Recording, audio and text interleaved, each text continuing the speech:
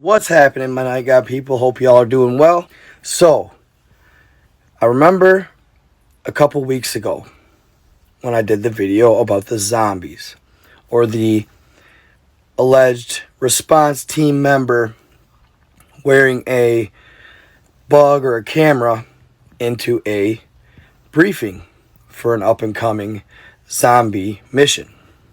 Now, as always, viewer discretion is advised. This stuff may or may not be true.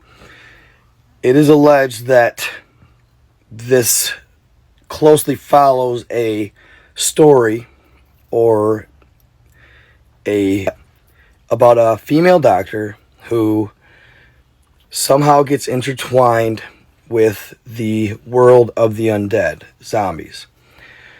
And what she does is she starts hunting them. So this all could be a skit, possibly to promote that said story. Now, you'll hear them say in this meeting that said story is actually quite in tune with reality, but that doesn't mean it's not all a gimmick. Regardless, just as it could be a gimmick, maybe it's valid. Hard to say. But in the last video I did, I only had a couple minutes of the video. Couldn't find the full 8 to 9 minute video. Well, as always, my faithful followers, y'all came through once again, and 2 people ended up sending me the full video. So, yeah, I'm going to play that for you. And thank you to those who did the extra digging for me and helping me out. The first gentleman to send me the 8-minute video was Dayton Alvarado. Thank you, Dayton. I appreciate that. If you guys, I'm going to start probably giving you guys shout outs. Try to anyway when you give me a awesome source, especially one I asked for. So I had to put this back out there. This video was really interesting. It was really cool and fun, really. Hopefully it's fiction, but you never know, I suppose. It's always fun. Truth is stranger than fiction. Most, not all the time, but a lot of times. So keep that narrative in mind. And after you're done watching this, or after I'm done making this video, I'm going to tune into some more. There's been some awesome content online lately. A lot of stuff going on. So I got some catching up to do. Stay tuned, and there will be a few videos, at least tonight and tomorrow. So thank you guys, and enjoy. Let me know in the comments what you think. Most of you have never heard of the Zombie Hazard Unit. Those of you who have will try in vain to find me after you see this. For the rest of you, the activities of this top secret working group have never before been revealed until now. They don't want you to know they exist. There are those of us in the community who feel the public has a right to know of the imminent threat we all face.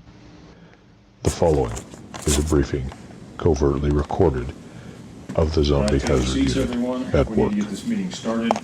Before we begin, I'm going to make sure that everybody has picked up their copy of the briefing notes. There are more details. I'm going to give you the outline. Good afternoon, ladies and gentlemen. I've called this special meeting of the Zombie Hazard Command because we have vital new information and new problems to discuss. Go through some security. Bear with me a moment. All right, first, a little housekeeping. National Security Order 21Z, it passed.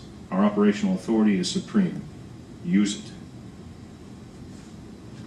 Now back to the topic at hand. As you know, we've been battling a unique biological threat and we've made little progress.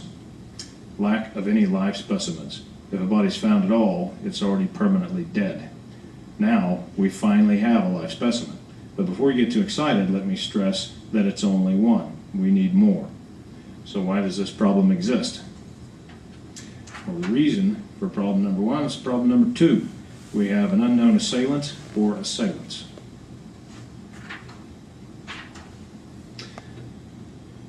Unknown assailant profile. We have no leads as to the identity of the assailant. Ballistics are untraceable. That's not exactly true. We do know at least most of the time they're using Z-Max ammunition. Weapons in use are 9mm, .45 caliber, and edged weapons. probable gender, male. Body type, they're strong, muscular, athletic. They're well armed and well trained with munitions. They have a possible military or police background, and they're probably skilled in a variety of martial arts to include hand-to-hand combat. If you're on scene, look for someone fitting this profile. Apprehend if possible, eliminate if necessary. For you jokers out there, I know this describes everyone on the Z teams, so know your team members. Alright, y'all, so I'm going to chime in throughout this video and kind of give my input. So, here they're talking about an unknown assailant. So, they didn't really exactly specify, but I'm guessing that it's either the person behind the zombies or our rogue zombie killer who's allegedly possibly a doctor, but I've heard that she was female, not male, but it's hard to say. We all know that with government, regardless of whether or not this person is helping them get rid of the zombies, they would attempt to apprehend that person for questioning, etc. It's kind of like the vigilante justice thing. They just don't really like vigilante justice. So, assuming that this is all real, or in the scenario that it is real, I picked this up as they're like a underground hero, not necessarily the person behind these zombies. But let me know what you think. That they also talked about possible specimens to run testing on. They hadn't had any, but now they got one. Problem number 3, identification of infectious agent. Here's where it gets interesting. We now have research notes from a top U.S. scientist who is intimately familiar with a zombie infection. He studied both the pre- and post-mortem zombie condition before PD. He has identified and named the virus, Cryptonecrophagia vulgaris. Cryptonecrophagia vulgaris. Now that's a mouthful. CNV. It's a retrovirus, and there's no cure. This scientist notes indicate prions may also be involved in the infectious process. However, at this point it remains unclear what, if any, role they play. Remember the single life subject I mentioned earlier? Unfortunately, the subject and scientist are one and the same. We do not know how much time he has left before he's no longer of any use, except perhaps for dissection. So there you have it. Somehow the doctor that was intricately studying it either contracted it or did it to himself, who knows, for the sake of the study. Hard to say, probably most likely contracted it. But he is also the specimen. And it sounds like his time is running out. So we need more live specimens. Keep that in mind during operations. Problem number 4, mode of transmission, currently unknown. Transmission modes ruled out: bites, scratches, casual contact, vector infection, droplet, or airborne spread. Some Z team members can attest to the fact that bites and scratches don't spread infection, at least not yet. To date, 12 team members have been wounded while engaged in field operations. They've undergone mandatory 90-day quarantine. None have showed any signs of infection. Not all team members are out of quarantine yet, but we hope they'll be released and return to active duty soon. Now, this one surprised me because all the movies depict it as you get bit, you turn. So, the fact that from a bite, any scratch, or physical contact, you don't get the zombie disease is really intriguing. Kind of caught me off guard. Problem number 5, emerging public awareness of the situation. I'm going to mention each of these points, then talk about them in greater detail. There are things you need to know. First, the Coconut Grove fly-in. Many of you were there. Then there's the Miami incident. Some of you were there. The CDC Zombie Apocalypse Preparedness Release. DHS released a fake zombie preparedness story. Then there's the recent purchases of large quantities of ammunition. About the Coconut Grove fly-in, Z Teams 1, 2, and 3 cleaned down a zombie cell. That got a lot of public attention. Our cover story was that this was an urban assault. as you get bit, you turn. So the fact that from a bite, any scratch, or physical contact, you don't get the zombie disease is really intriguing. Kind of caught me off guard. Problem number 5. Emerging public awareness of the situation. I'm going to mention each of these points, then talk about them in greater detail. There are things you need to know. First, the Coconut Grove fly-in. Many of you were there. Then there's the Miami incident. Some of you were there. The CDC Zombie Apocalypse Preparedness Release. DHS released a fake zombie preparedness story. Then there's the recent purchases of large quantities of ammunition. About the Coconut Grove fly-in, Z-Teams 1, 2, and 3 cleaned out a zombie cell. That got a lot of public attention. Our cover story was that this was an urban assault exercise in preparation for the upcoming UN meeting. For now, our cover story is holding, but one got away. That led to the Miami incident. That should never have happened. About the Miami incident. Some of you were there. Our cover story was bath salts. That was blown when the autopsy results were leaked. There were no bath salts present. We're still dealing with the fallout, and we're investigating the leak. The CDC Zombie Apocalypse Preparedness release, it was sent out against our wishes. Then they changed their story. This brought even more attention to it than if they'd just left it alone. Next, DHS released a fake zombie preparedness story, also against our wishes, but it's out there, so we're going to use it as our cover story. Next month, DHS is running a 1,000-person training exercise in San Diego. Z-Teams 2, 4, and 5 will be doing a cleanup operation in another part of the city at the same time. This gives us plausible deniability. I shouldn't have to stress how important this is. Make certain none of them get away. So this is kind of crazy. Remember when the CDC put out the zombie apocalypse preparedness form? And remember when Amazon put out you could use their lumber in the case of a zombie apocalypse? I remember everybody kind of taking it as a joke, laughing about it all. But anyway, I don't remember the DHS putting anything out or their 1,000-person exercise, but who knows? Then they talk about the Coconut Grove flyover. Never really heard of that. Let me know in the comments, I guess, if you have. I never really looked into it, or haven't looked into it, I guess. But I do remember the Miami incident. That was a big deal. But yes, they said it was bath salts. I'd never heard about them releasing anything saying that it wasn't, but I guess, who knows? Let's just say if this, they're doing a pretty elaborate job here. It's pretty interesting. Pretty neat regardless, so intriguing nonetheless. We don't want another Miami incident. About the ammo purchases. We've used news and various media outlets to float the idea that unprecedented large ammo purchases are for government agencies to defend against civil unrest in anticipation of economic collapse. Those of you in this room know all too well that this is a much nicer bedtime story than the truth. Reality is much less pleasant.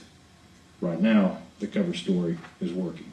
See, myself, I thought the ammo purchases were in part because of the election and because of, obviously, COVID. Problem number 6, weakening of current cover stories. Bath salts. In Florida, bath salts was a go-to drug of choice. The autopsy leak created problems for this story. Other drugs, synthetic marijuana and S21, were floating these in Louisiana, Pennsylvania, and Michigan. Crazy people were floating this idea in Louisiana, New York, and Chicago.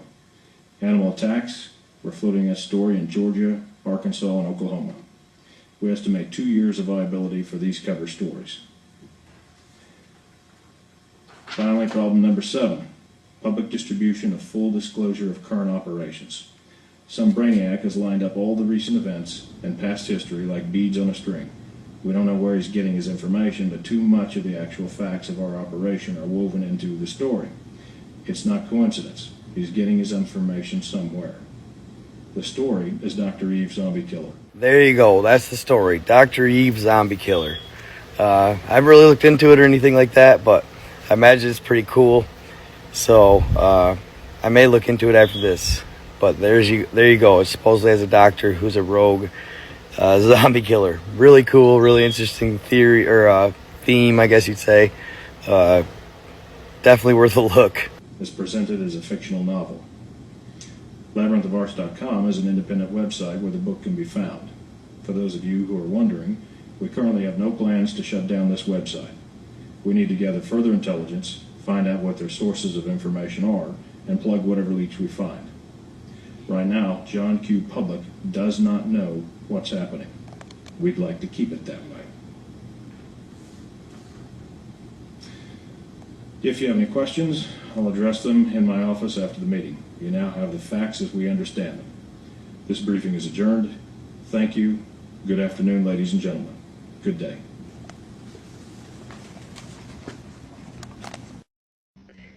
Many risks have been taken to bring this information to light, but there are those of us in the community that feel it's worth the risks. We believe the public has a right to know what's going on and how it's being covered up. This is real.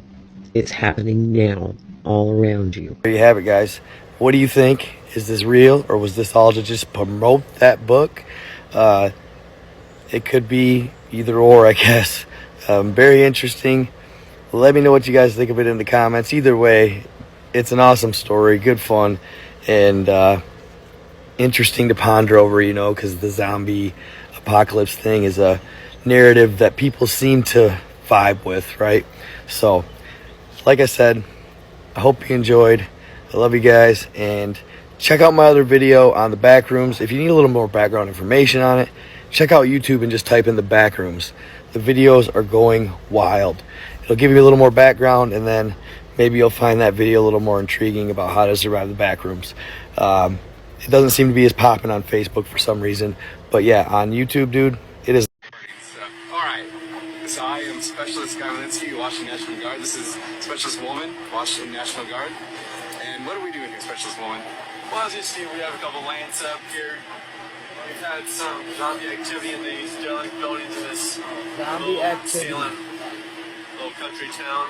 We're just trying to clear it out, trying to keep everybody safe. We haven't had any casualties come through just yet, but we have had some gunshots in these surrounding buildings. Well, why don't we take a walk down there and see? So Yeah. how common are these things? Well, we're thinning out the herd slightly, but it's still a really menacing threat. Yeah, people don't know that it's actually a biological threat, not a chemical or radiological, like people are meant to know. That's a super common misconception. Biological is this. It's like a rash. It's like it's not an environment that it's had to deal with. You know what I'm saying? It's more than that. All right, y'all, I got something good for you. I've been putting this on the back burner, but I'm going to show it now. Y'all remember way back when I did a video on zombies, where the guy, he wore the camera. He was part of the zombie task force. He wore the camera in one of their briefings. General talked about how there were zombies in Florida and how they can't let them out anymore. And then they talked about the scientists doing lab testing for a cure. And then he ended up catching the virus, and he was one of the subjects now. They needed to catch one live. Okay, so y'all remember that. And let's not forget the rogue female doctor who was a vigilante. Fairly commonly, I'd say once every 3 months somewhere in America. All right. So, you see this big building right here? Yeah. We already cleared this one out about 2 hours ago. But we're still hearing noises. We still hear some scraping around in there. We think there might be a couple little things still going on. But we're going to send another sweep through there. And I just said we're right now set up for Still possible movement. contamination. Gonna sweep it All right, and again. the point of this right now is to decon any of our guys or any civilians that are caught. Absolutely. Anything from a slight blood splatter to a full-on bite or a penetrating wound. Fun fact, not everyone who gets bitten transforms. I know there's a lot of misconception with all the movies and stuff going on. Fairly common to see these guys just laughing. I mean, it's a pretty safe thing. A full-blown epidemic is pretty much not likely to happen. You have to have a predispositioned ability to get turned into one. Absolutely. Not only that, but it's a bite that really kills you. You already have the strand available in your stream to turn into this zombie or this flesh eater or this biggest misconception is that they don't go for the brain. A lot of TV shows put that out, that they eat brain, but no. But nevertheless, we take this quite seriously. Absolutely. It's a huge operation we have going right now. We liaison with several different guard agencies, and even the Homeland Response. Homeland Yes, Security. You can see their major vehicle is just on the other side of this tent. We got to get to a better vantage point to really. All right, let's take a walk. Yeah. Yeah, just watch a step. Watch a step. Of course. I mean, we don't really choose the areas these things happen at, and we got the best option, best place where to do it. Yeah, you notice how it's Wild. It's basically a backyard. But you Backyard. gotta do what you gotta do, or what you have. And around this corner, nice fresh mud. Actually, it does slow down the zombie first. But that just turned out to be advantageous. Right now we're being by the generators, so we probably won't be able to hear much. We got a huge generator. Wow, look at all those generators, y'all. Stretchers, any wounded. Now these mobile Now- stations up here are the Homeland Defense. Okay. They're fairly well organized, and they're really the first responders. Wow. See another one of our derelict buildings. It's this big time. But we haven't heard a whole lot of activity from it. It's one of our next major hotspots to hit. We have MPs around the whole area containing the situation so it doesn't spread. A perimeter is Wow. super important in a situation like this. We control what's going on the site, but we have to control what's going on around the site as well. That we do. And we have a... Ben's wife keeps peeking at him from around corners and behind furniture, and it's gone from weird to terrifying. Ben and his wife Lynn had been together for 6 years and married for just 11 months, but their entire history together had been very normal, and he never noticed any weird behaviors or red flags. He can't stress enough how out of character this whole thing was for her. Lynn is very kind, intelligent, and thoughtful. She's always been the no-nonsense type of person. Being childish or trying to scare him is not something she'd normally do. She doesn't even like watching horror movies. When they first started dating, she had agreed to watch The Shining with him because she knew how much he loved horror. She was so scared that she didn't even make it through half of the movie before they had to turn it off. She isn't into anything creepy and has never been into pranks. It's just not her cup of tea, and that's fine. But that's what's so strange about all this. It's just so unlike her.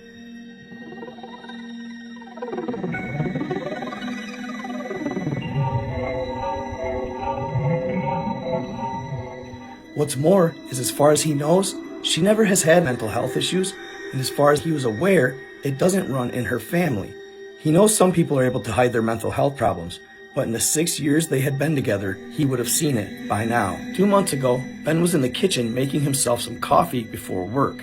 He was running a bit late that morning and knew he wouldn't be able to make it to Dunkin' for his usual morning fix. He took a sip of his coffee as he hurried down the hall towards the front door, when he happened to notice something.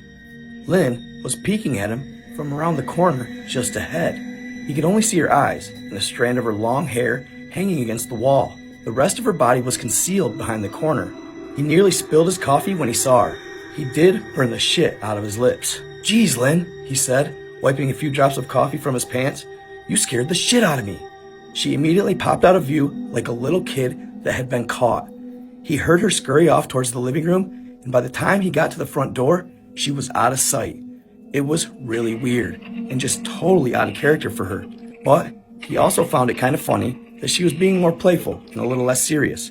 He shouted that he loved her and called her a weirdo.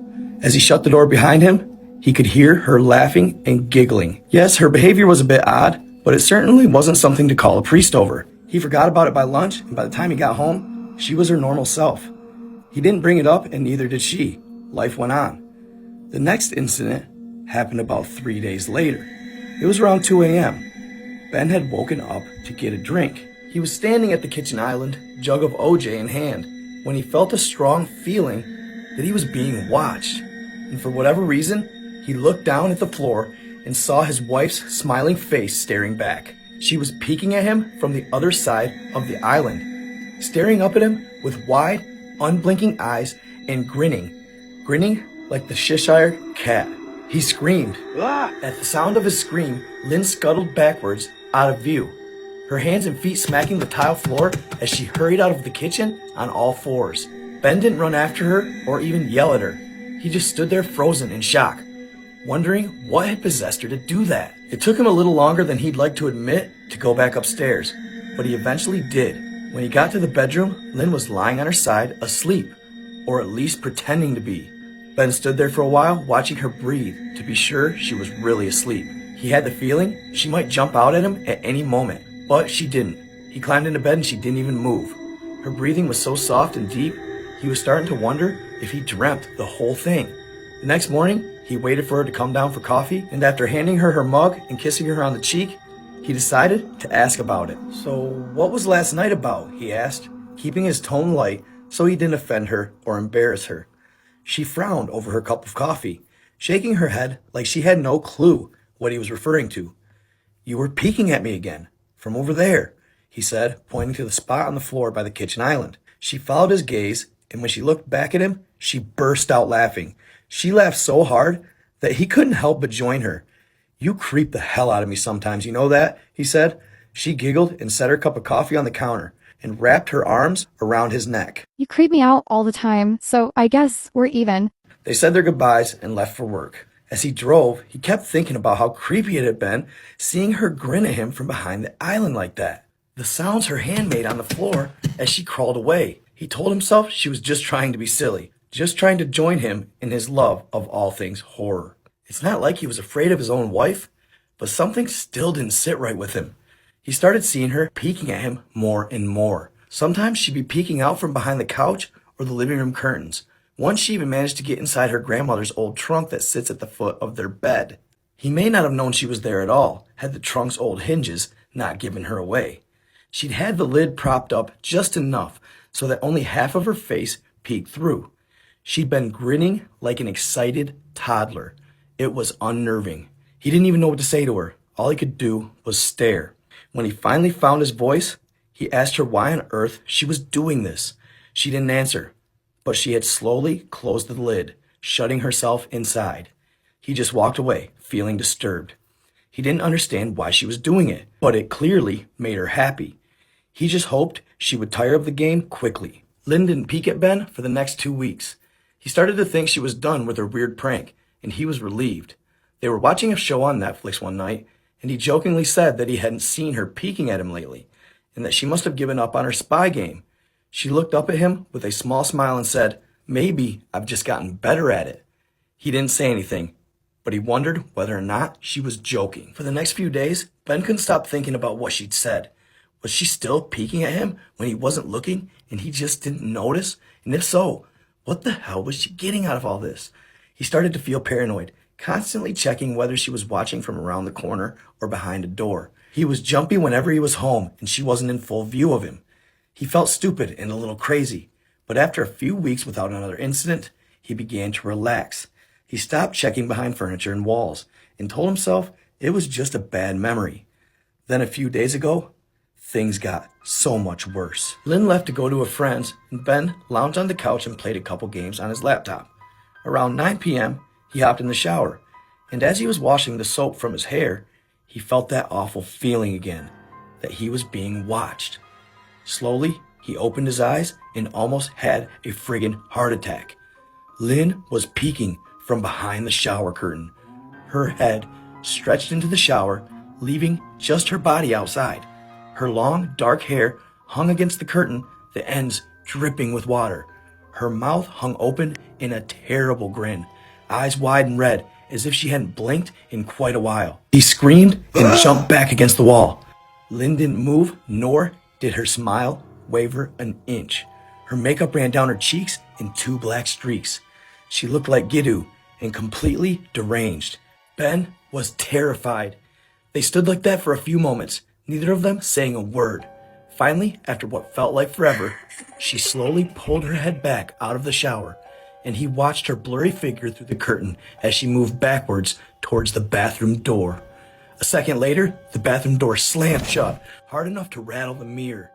He screamed again and jumped out of the shower to lock the door. He stayed in the bathroom for over an hour. Maybe he overreacted, But, joke or not, he wasn't going to put up with this crazy shit anymore. That's what he kept telling himself as he paced in the bathroom, stopping to listen at the door every few minutes. Suddenly, he heard a muffled sound. He pressed his ear against the bathroom door, straining to listen. He couldn't hear anything, but he envisioned Lynn standing on the other side of the door, giggling at her joke. He felt a surge of anger. He was beyond pissed at being made to feel scared inside of his own house and made to hide in the bathroom for an hour. All for what? Some joke? If it was a joke, it was an awful one. What the hell, Lynn? He snapped. This shit is getting really freaking annoying. He waited for her to apologize or call him a jerk, but instead, he heard a faint moan. So faint, he wondered if he had heard it at all. And then, complete silence. Lynn? He called out, not able to even hide the shakiness in his voice. He got no response, just his own heavy breathing. I swear to God, just stop it, he yelled, pounding his fist on the door. He waited for her to cuss him out, something he would expect from him talking to her like that. He never screamed at her before, but there was nothing, just the occasional drip from the shower head. There's no denying, at this point he was terrified, too afraid to open the damn door and face his own wife. He waited another 30 minutes or so, which feels like a lifetime when you're terrified. Finally, he decided he wasn't going to spend the night hiding in his bathroom, so he got down on his knees and peered under the door. He almost expected to see her face peeking at him. Thankfully, he didn't. He could see straight down the hallway to the top of the stairs, but no Lynn. He didn't know if he should be happy or not. He looked for a few minutes, waiting to see her come up over the top step, but it never came. He stood up, his hand hovering over the door and mentally preparing himself to open it. He slowly turned the lock with shaky fingers and was about to yank it open when he heard a sound. Ben's wife keeps peeking at him from around corners and behind furniture, and it's gone from weird to terrifying. I swear to God, just stop it, he yelled, pounding his fist on the door. He waited for her to cuss him out, something he would expect from him talking to her like that. He never screamed at her before, but there was nothing, just the occasional drip from the shower head. There's no denying, at this point he was terrified, too afraid to open the damn door and face his own wife. He waited another 30 minutes or so, which feels like a lifetime when you're terrified.